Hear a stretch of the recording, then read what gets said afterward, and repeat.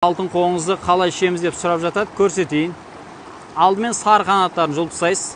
Қалған бөлігін мына басы бар ма, аяғы бар ма, барлығын жақсылап ұнтақтайсыз да, тамағыңызды сал жеріңіз, артынан су іштіңіз.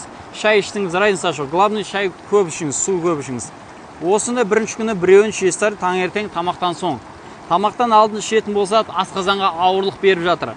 Сол үшін бұл енді алтын қоңызды ішу үшін ең алдымен ескеріңіздер, бүйрек өте тас болмау керек, асқазанда язва болмау керек.